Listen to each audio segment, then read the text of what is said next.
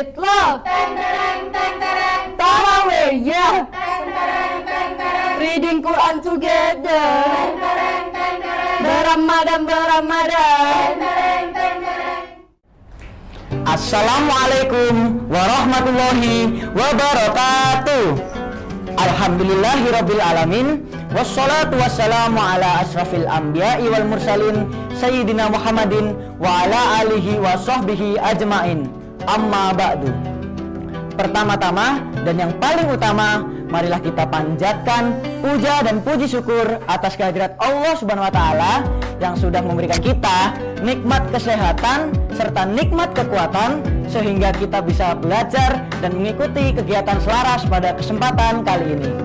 Tidak lupa kita junjung kepada Nabi besar kita, yaitu Nabi Muhammad SAW, dan semoga kita diberikan syafaat olehnya di hari akhir nanti. Amin amin ya robbal alamin. Sebelum saya mulai selaras pada kesempatan kali ini, izinkan saya perkenalkan diri. Nama saya Faza Wahyuda Priyatama dari kelas 9E yang ingin menyampaikan materi dengan judul kesempatan memperbaiki diri di bulan Ramadan. Nah, teman-teman tahu nggak sih bahwa bulan Ramadan ini adalah bulan yang paling spesial. Mengapa begitu?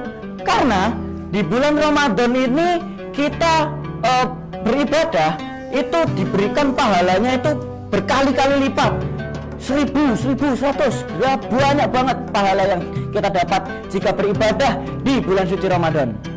Nah, gimana sih kita bisa memanfaatkan kesempatan dalam memperbaiki diri di bulan Ramadan? Yang pertama, yaitu kita harus meningkatkan ibadah. Apa ibadahnya? Contohnya, yang pertama sholat. Sholat wajib gak usah ditanya, karena itu wajib hukumnya, pasti harus dilaksanakan. Dan kita harus memanfaatkan sholat sunnah, melaksanakan sholat sunnah qobliyah, ba'diyah, tarawih, tahajud, dan lain-lain. Nah, teman-teman, selain itu sholat ini juga pasti akan ditanya di hari kiamat, teman-teman. Bahwa pertama kali yang akan ditanya itu adalah sholat. Seperti pada hadis Nabi, yaitu awwalu ma yuhasabu bil abdu yaumal qiyamah as-shalah, fa in salaha salaha sa'iru amalihi, fa in fasadat sa'iru amalihi. Pertama kali yang akan ditanya pada saat hari kiamat adalah sholat 5 waktu, dan barang siapa yang sholat 5 waktunya baik, maka seluruh amal ibadahnya akan menjadi baik. Namun jika amal ibadah sholatnya buruk, maka amal ibadahnya akan menjadi buruk.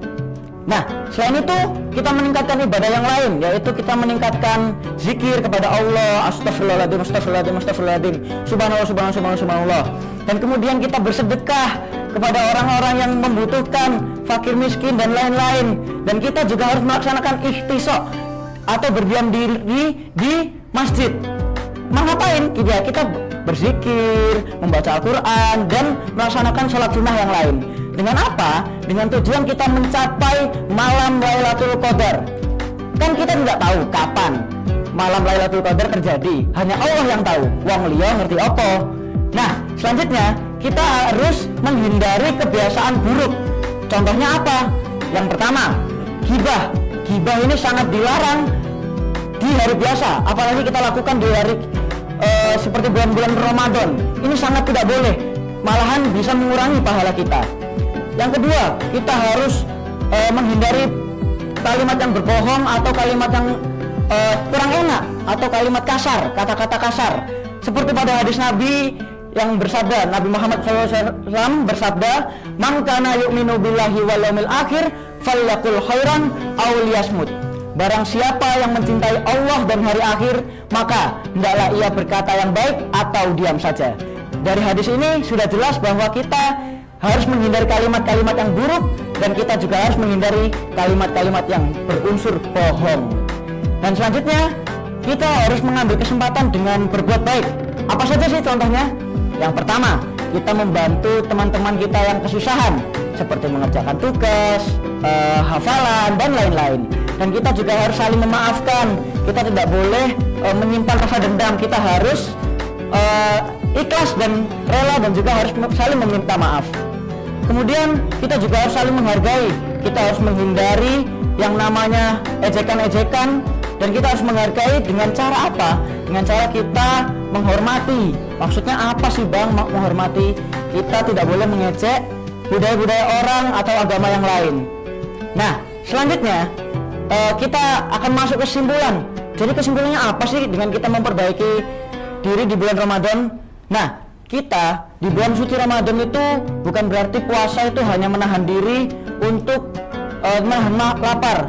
Tidak seperti itu, tapi kita harus menjaga mata, menjaga mulut, menjaga perkataan, bahkan pendengaran pun. Jika kita mendengar kata kasar itu dosa besar. Maka di bulan Ramadan, ayo kita tingkatkan dengan kalimat-kalimat yang baik, dengan membaca Al-Quran, dan sering-sering mendengar kalimat-kalimat Al-Quran yang baik sekali. Karena apa? Karena dengan mendengarkan saja kita bisa mendapatkan pahala yang sangat besar. Mungkin cukup sekian yang bisa saya sampaikan mengenai materi kesempatan memperbaiki diri di bulan suci Ramadan. Semoga teman-teman bisa mengamalkan dan menjalani kesempatan ini di bulan suci Ramadan, dan harus tetap ingat apa yang saya katakan tadi. Terima kasih. Wassalamualaikum warahmatullahi wabarakatuh.